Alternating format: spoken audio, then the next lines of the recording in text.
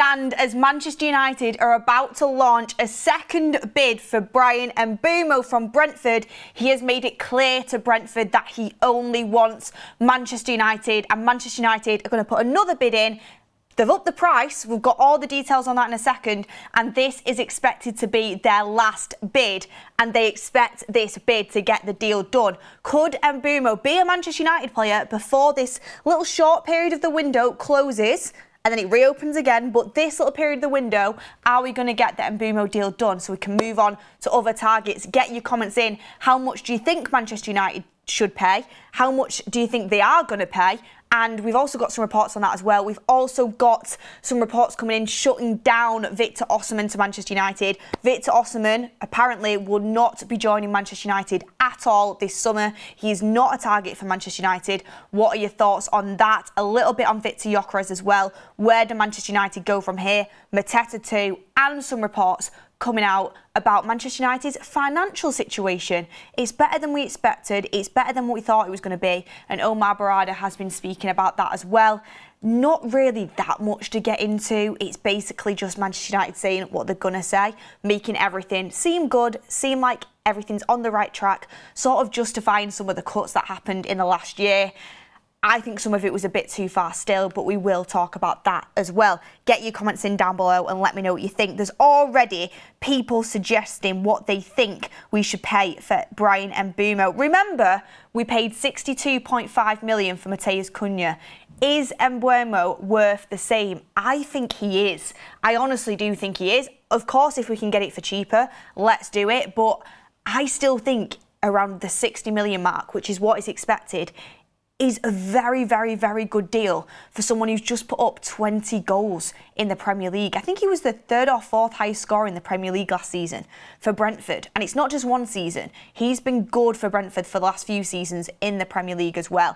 A good age. I think it'd be a really good deal for Manchester United to wrap it up for around the 60 million mark. But we'll get into it. So it's all been kind of kicking off. The only thing we're missing here is an Ornstein bomb. You know, like an Ornstein bomber, when they happen, when you see the notification, David Ornstein, exclusive, Manchester United have launched a second bid for Bryan Mbeumo, and then he'll say the price of what it is. That's the only thing that's missing, because the steps are starting to fall into place. And it's funny, actually, because I got up this morning, I came into the studio and I said, I think the second Mbeumo bid is going to go in tonight, Friday night. I think it's when it's going to go in. Everyone's like, all right, let's predict when it's going to go in. And it seems like that is falling into place. So it started off with Ben Jacobs saying, why is everyone trying to get me in the chat saying Ornstein Bomber like I've not got his notifications on? I would get a notification for that. Not quite yet, but if it happens while I'm live, happy days. I would love that. But it started off with Ben Jacobs. By the way, how good has Ben Jacobs been in this transfer window? So good to have him on the United stand. Great interview with him. Was it yesterday? I think it was yesterday. Time goes so quickly. But he started off by saying, Manchester United are set to make an improved bid for Bryan Mbeumo soon. So that started things off. Then Rob Dawson from the ESPN, also been on the channel before, says sources say that Manchester United's improved offer for Bryan Mbeumo is worth more than £60 million. Remember, the first bid was £45 million plus £10 million in add-ons. Ben told us on the show yesterday that Brentford want at least £50 million fixed fee before the add-ons. So Rob then says it's expected to be worth more than 60, but that's probably including the add-ons and stuff as well.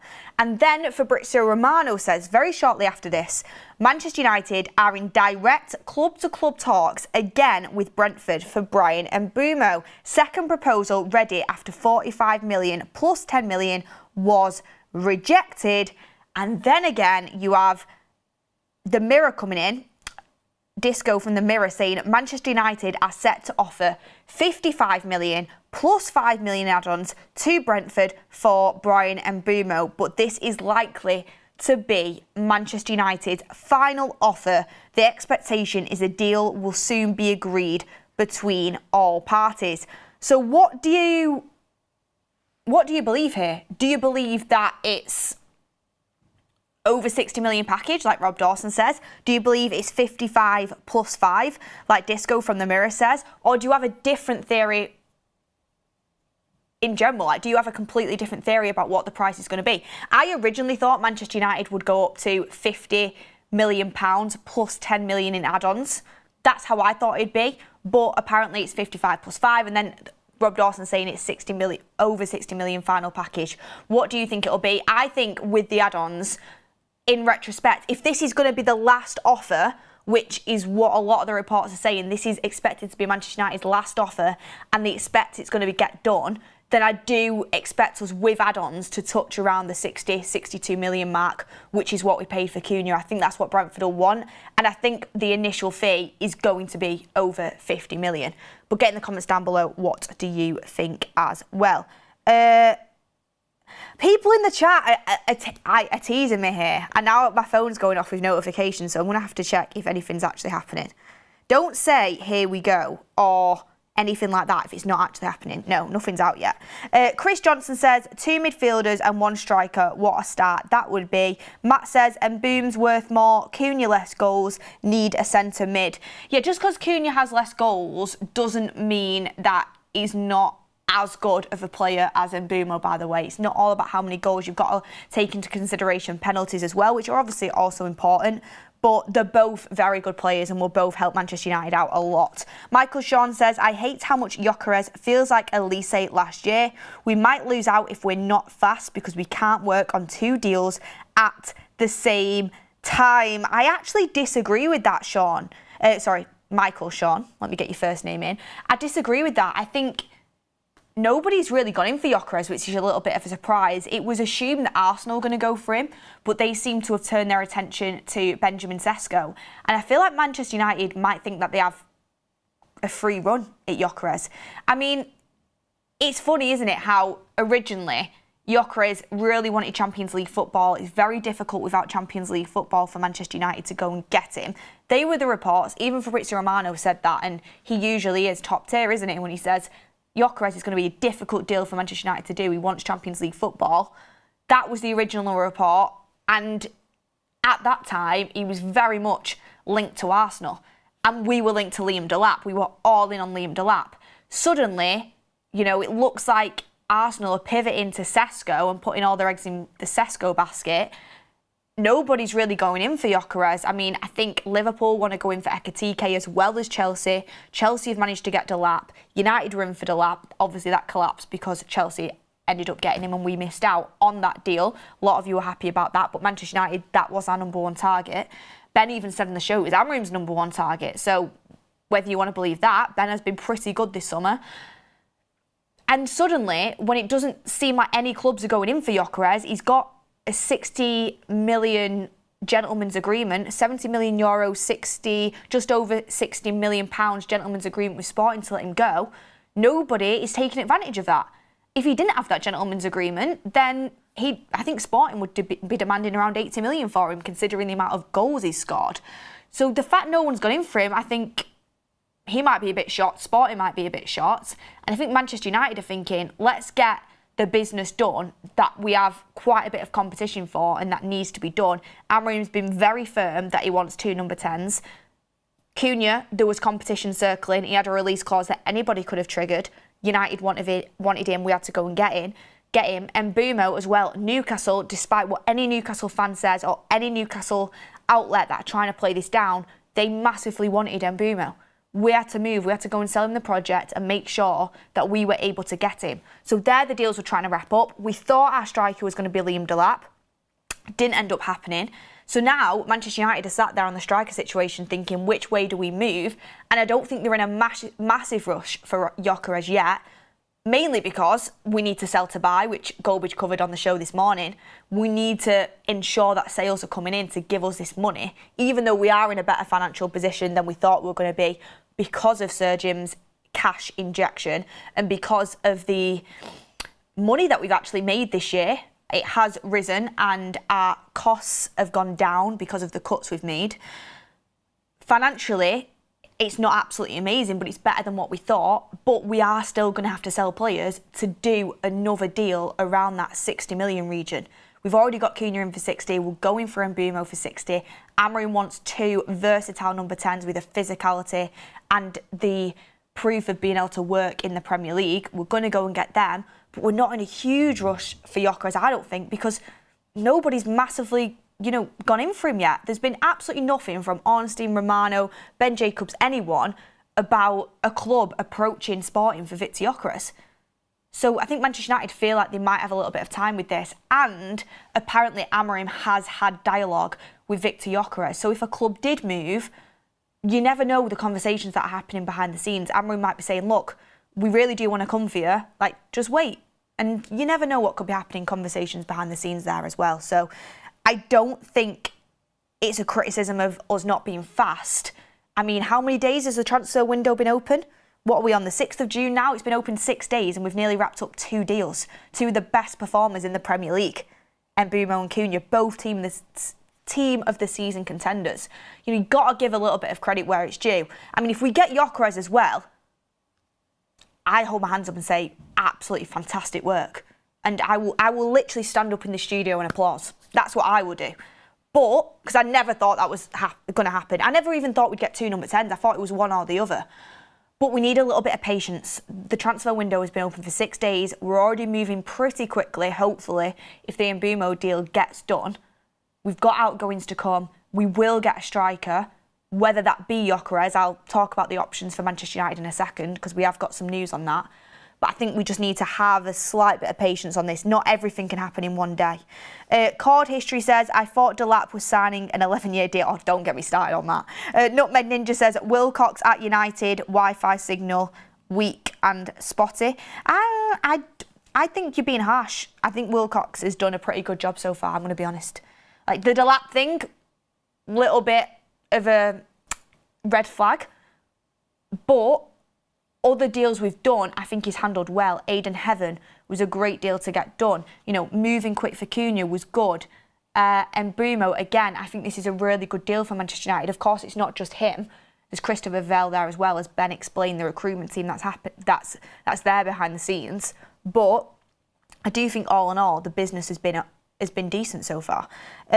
Richard Grieve says, surely we can't keep up this pace in the transfer window for its duration. Would be a nice thought, obviously, including sales. Yep, sales definitely have to happen. King Flick Cesar says, Gyökeres accepted personal terms and a few hours for Mbeumo. Joseph De Rosa says, how long do we give him if he doesn't contribute in terms of scoring? We won't get close to 40 million after 2 seasons if he doesn't do well.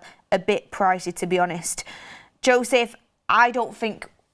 This is why I love the signings of Cunha and Mbeumo, and I'll keep this short, and I might have egg on my face, nothing's 100% guaranteed to succeed. But the reason why I love the Cunha and Mbeumo signings is because I feel like they're the most chance of being successful. I do feel like, I don't understand how this can fail for Manchester United. They're both proven goal scorers in the Premier League already. I don't get how it's not going to work. I really don't. And I think they both suit Amorim's system. Mbeumo can play 3 positions in that system at least. Cunha can play 2 at least. They both have a good work ethic. They've both got a top mentality. Amorim clearly likes them both. He's big on behaviours, on how you conduct yourself, mentality. They're both physically capable, both technically good. I just don't see how it doesn't work. So if it doesn't, we'll have to cross that bridge when it comes to it. But I can sit here now and say, if Cunha or Mbeumo don't work out, I will not, in 2 years' time, sit here and say we never should have bought them. What were the recruitment team doing? Because I am completely on board with us doing them signings. I think it's the exact right signings to make. So if it doesn't work out, you've got to look and think, how did this not work out and why didn't it work out? And it felt like there was no way for it not to work out. But I won't sit here and say, why did we do that? That was stupid in hindsight, because they are both really good deals in my opinion. And the exact type of deals that I feel like Manchester United have been missing out on for a long time. Premier League proven players that are proven to work in the Premier League that will improve your team. Liverpool did it in part of their rebuild with Van Dijk, with Mane, with Jota. City have done it before and they're doing it again. They're going for Aït-Nouri. They tried to go for Kirkez. They tried to go for Cucurella. Who else have they gone for? Ake from Bournemouth. Other clubs top clubs in the Premier League have done that as well.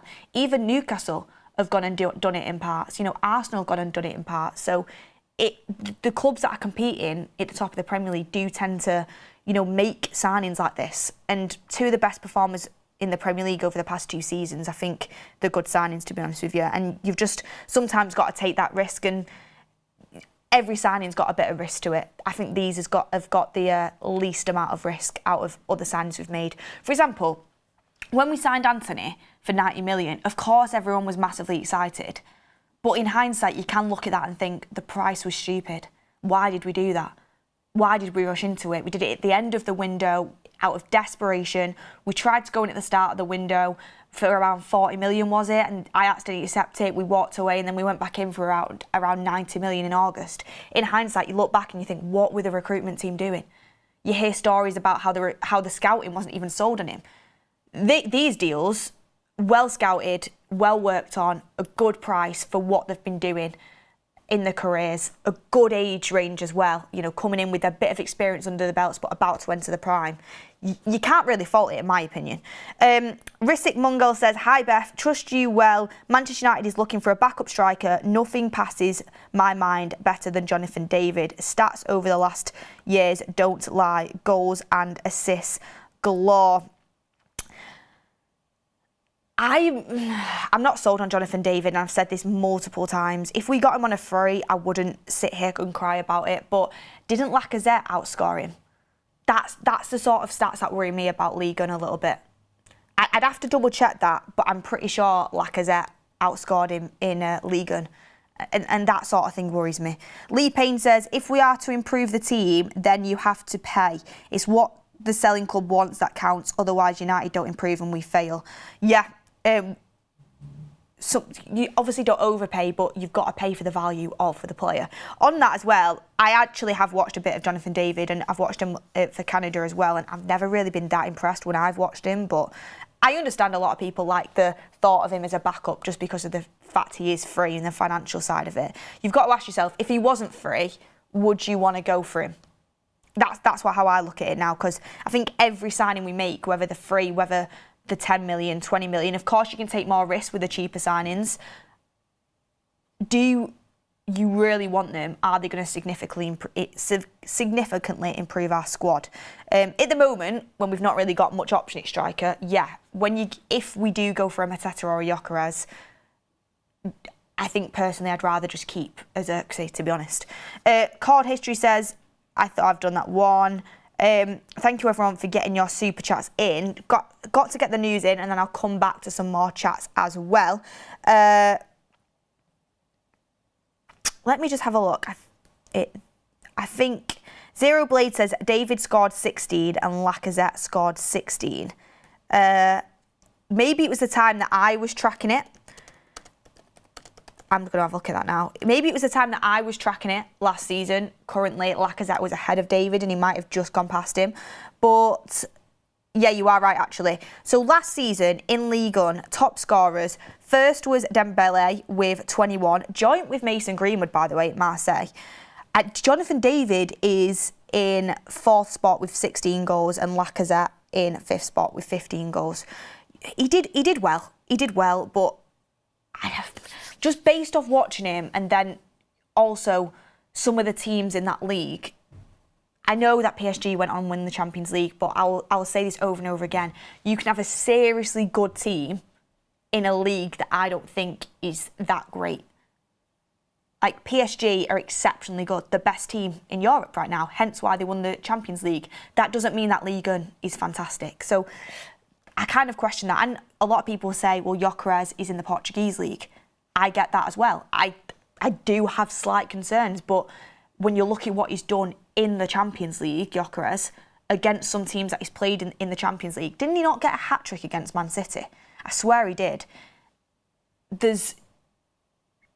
And what he's done in the Championship, which a lot of people will kind of maybe look down on the Championship, and there is a big gap from the Championship and the Premier League, but physically, it is a really, really demanding league, and he absolutely smashed it. And I have got friends that I quite trust that watch the Championship religiously and go to a lot of the games and said Gyökeres is top quality. And when I watch Gyökeres as well, because I've watched quite a few of his games, I really like the look of him. So there is differences. A lot of it does depend on what you've watched of the player, the history of the player, a lot of stuff like that. But everyone's entitled to their own opinions as well on that one.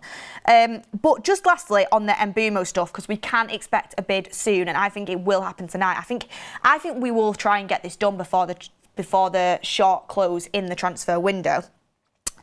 And I wrote this down as well because a lot of people are worried about us overpaying because we've overpaid before. But I really do think Brentford are well within their rights to ask for a similar amount of money to the Cunha deal. Say if the final deal was like, what, £52 million with 10 million in add-ons, or £55 million with 7 million in add-ons, taking it to around 62 million final package. I think if the initial price is under 60 mil, with add-ons taking it to over 60 million, I think that is a very, very fair deal for Brentford, considering what Mbeumo has done in the Premier League and compared to what players of that calibre are going for within the league. I think it's a very fair deal, and I think it's a good deal for Manchester United. Look, I rate Cunha highly. I think he's fantastic. But Mbeumo did score more goals than him last season. It's not all about goals, but he did. He covered the second most amount of distance in the Premier League, second to Bruno Guimaraes. He's a hard worker. He's extremely versatile. I mean, both players are good, but they are within their rights to ask for that. So it'll be interesting to see what we go in with a mixture of reports, reported around the 60 million mark at least, but get your predictions in the chat, what you think as well. So just to kind of talk about the striker situation as well, and I agree, there's a lot of people in the chat saying just go and get it done, go and get it done. We've got to make sure that everything is correct and we do get the best possible price. I think we will do that. I think we have got a lot better at doing that under the new recruitment team and Ineos. But I do agree with a lot of you saying we just need to move. I just want to get it done. I want to get this deal sealed. I want every little bit of doubt to leave my mind. I want to know that Mbeumo is going to be a United player. I'm pretty sure he is. I could put a lot of faith in the fact Mbeumo will be a United player. More reports coming out. He's made it clear to Brentford he only wants United. Other suitors have backed off because he's made his choice clear about United, and the club are in constant talks. It will happen. But us United fans, we just want to know. We just want to see the here we go. We just want to see, the exclusive from David Ornstein. We just want to get that confirmation so we can, it's like this transfer window. I know we're 6 days in, but it's like, what's next? Okay, we've got Cunha, we've got Mbeumo. Can we go for Gyökeres? Is it going to be Mateta? Is Napoli coming in for Garnacho? Let's get things moving. So, on the striker situation, this is coming from Mark Ogden. Missing out on Liam Delap has given the club a headache in terms of identifying a priority target.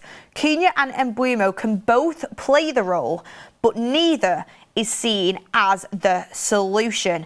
And I think this is music to my ears, to be honest with you, because a lot of people were doubting if we'd even go for a striker and if Mbeumo was the alternative to Delap, and because he has played up front before for Brentford, Cunha's played up front before for Wolves, that both of them can do it. So people are thinking, is one of them going to play up front, especially with Bruno staying? Could you see Mbeumo up front or Cunha up front with the other two in behind, with Bruno there? Is Ahmad going to play wing back, or is he going to play in behind the strikers? People were starting to think that, but it's good to know that Manchester United are still definitely on the lookout for that striker, that number one striker. And then Mark Ogden also said this. He said, Manchester United will not be pursuing a move for Victor Osimhen. United believe Osimhen is not the profile of striker required by Ruben Amorim. So that, for me, rules Osimhen out, whether you like it or not. I mean, he's not been able to strike a deal with Saudi because apparently his wage demands are that high. Bear in mind, Al Hilal, which is the club that were in for him, were offering Bruno Fernandes in excess of, I think it was around £700,000 a week, 65 million with everything, all the image rights and all the add-ons a year.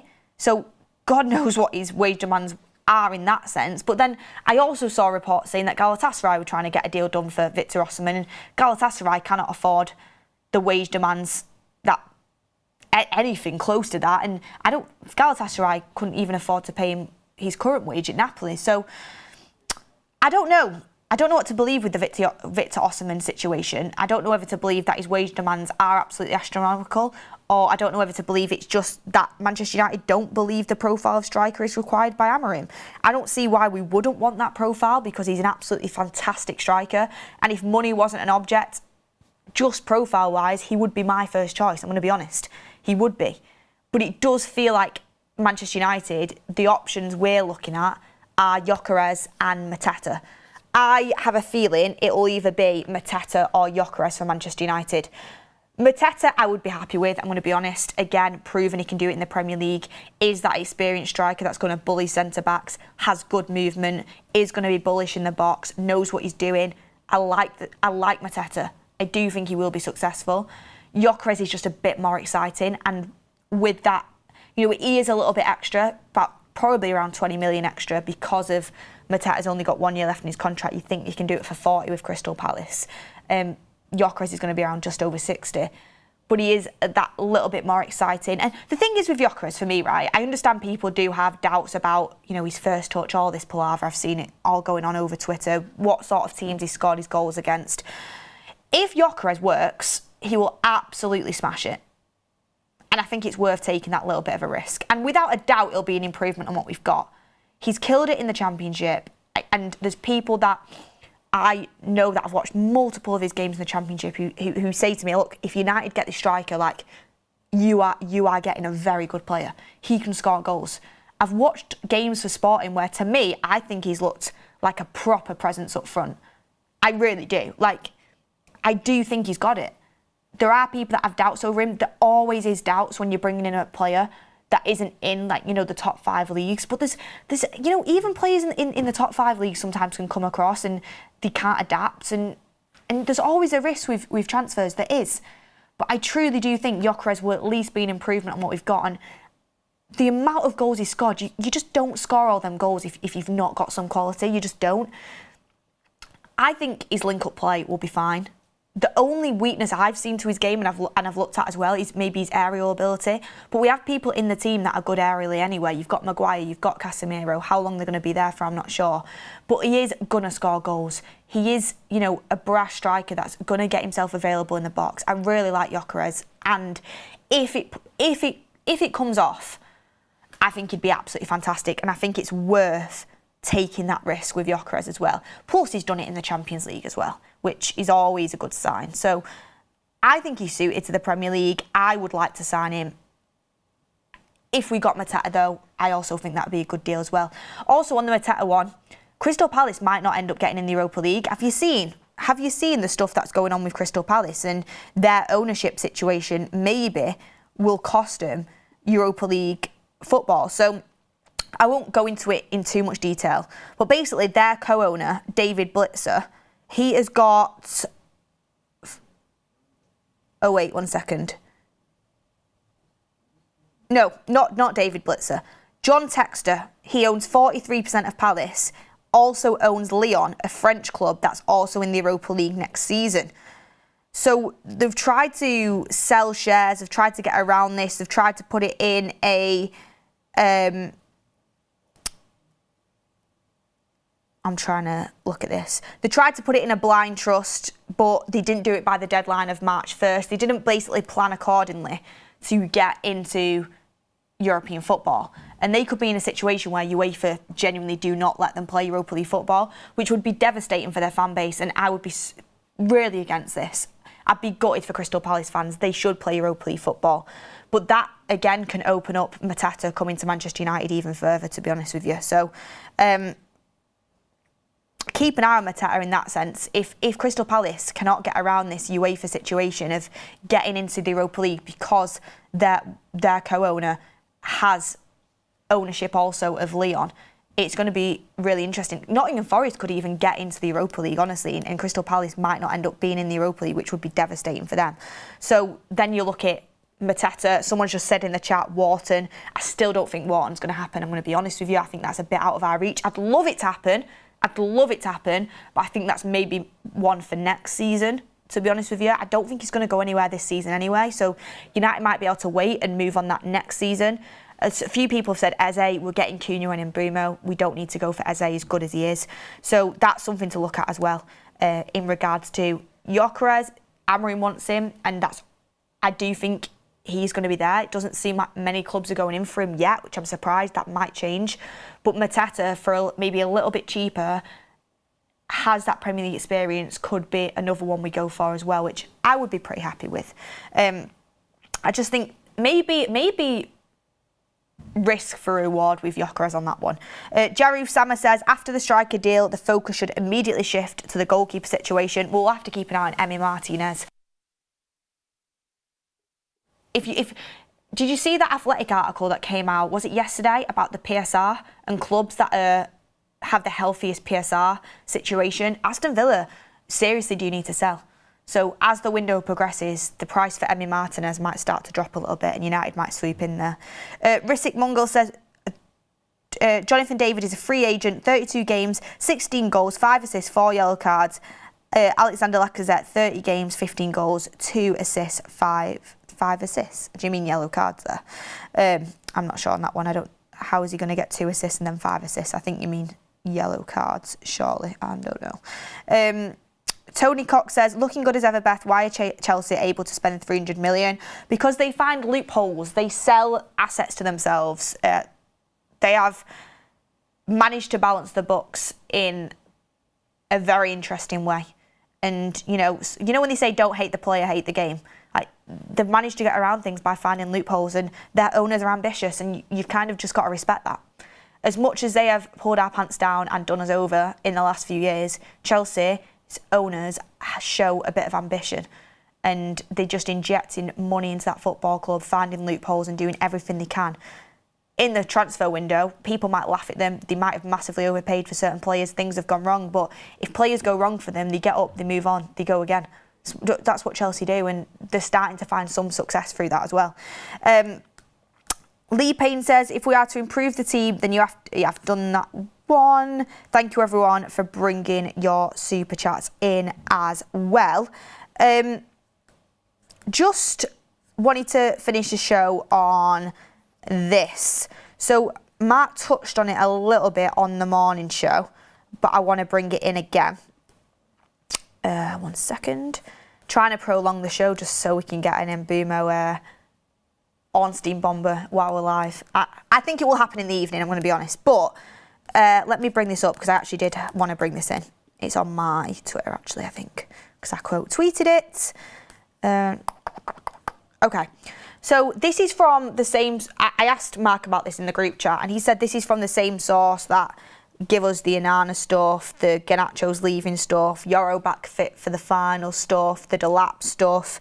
And this is what the United Stand put out. The United Stand understands that Ruben Amorim sees a new midfielder as a key component in his rebuild this summer. However, funds will need to be raised, and to facilitate this, Casemiro or Mainu would need to be moved on.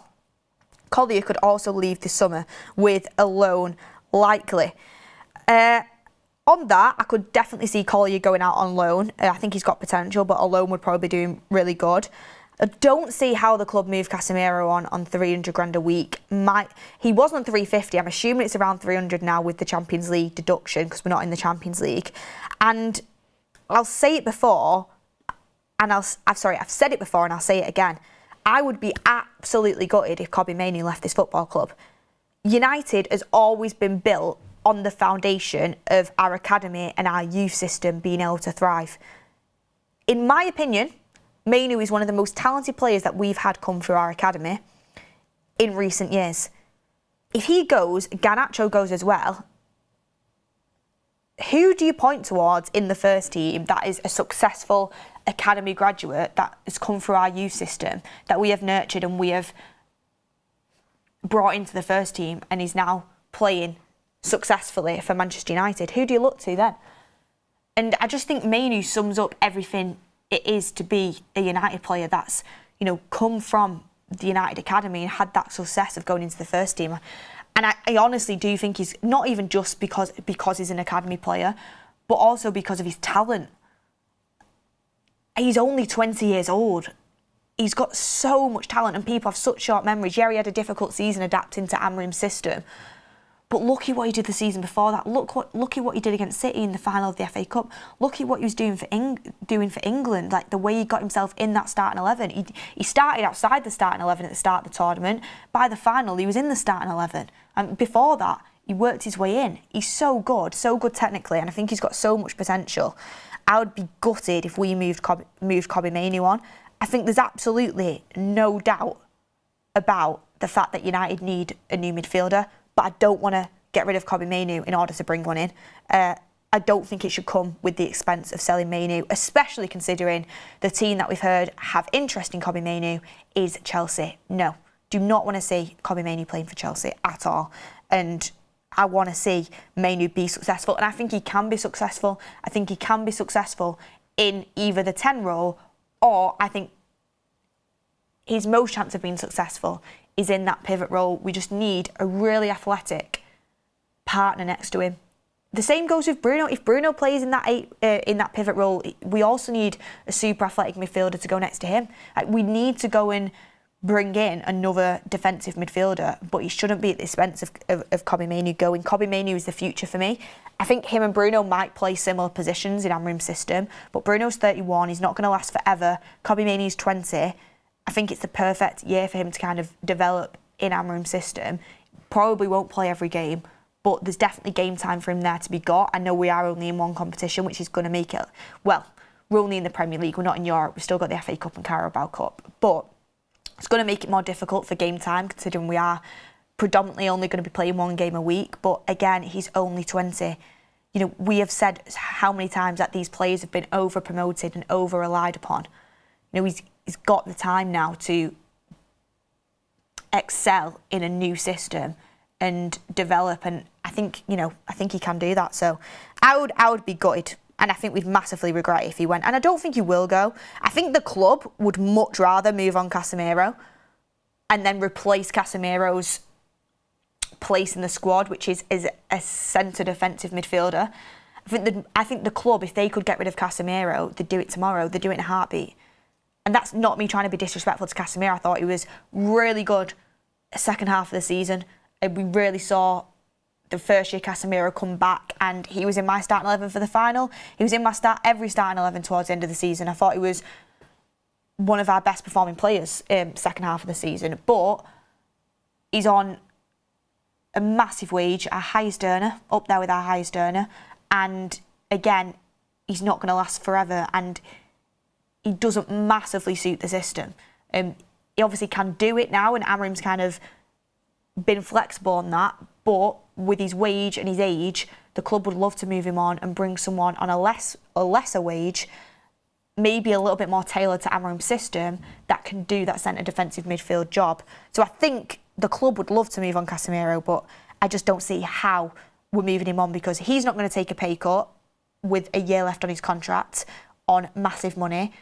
I think he's pretty happy to stay, and I don't think any club that he'd want to go to is going to come in and offer him anywhere near that amount of money. So it's going to be interesting to see how that plays out. And I think, I've said this for a while, I think we might miss out on a midfielder this summer. I know Amrim's pushing for one. Amrim is definitely pushing for one, an athletic number 8. That's what we keep hearing. But if we can't sell a midfielder, and I don't want to sell Mainoo, I don't think Casemiro is going to go, and I don't think Collier going out on loan is going to cut it financially. I don't see who and where we move to when it comes to a midfielder, unless Collier goes out on loan and we take a risk on a younger player that is low money, low risk, high reward. A lot of people have talked about Hackney, haven't they? But I think that's more of maybe like, fan talk on Twitter and stuff. But we will be looking at players on the cheaper end of the spectrum, and I wouldn't mind us taking a little bit of a risk if we can't afford it. But like I've said, I think fixing our midfield, even though it does need some attention, and I will say that 100%, you cannot do everything in one window, and I think that might wait until next season, to be honest with you. I think it might. I think Usman put this out the other day, and I replied to it with clapping emojis because I thought it was absolutely right. He said, people are expecting Man United to go from 15th to top 4 in this one window. The summer window is to get us back into the top 8 to 6 spots, and then build from that season onwards. It's not going to happen overnight. We need a major overhaul. And I think that's absolutely true. And I think a big way we get back challenging for top 8 to top 6 is goals. Goals. I read something this morning about how United only conceded like a couple more than the likes of the Villas and the Newcastles, but they scored way more goals than us. So we're not conceding that many goals, but we're just not scoring anywhere near enough, which is obviously where we're going at the priority this window. But apparently there's been a tweet come out, so let me just see if I can see that before I go. So this has come from Mike Keegan. Sam Erith has now been appointed Permanent Director of Performance at Manchester United. That's not absolutely breaking stuff. United exclusive put, breaking, Brentford have informed Manchester United they're open to accepting a new proposal worth just over £60 million, £50 million plus bonuses. Talks on bonuses and payment terms are ongoing, but are considered marginal. Personal terms are also being finalised, and that is coming from Rudy Galletti.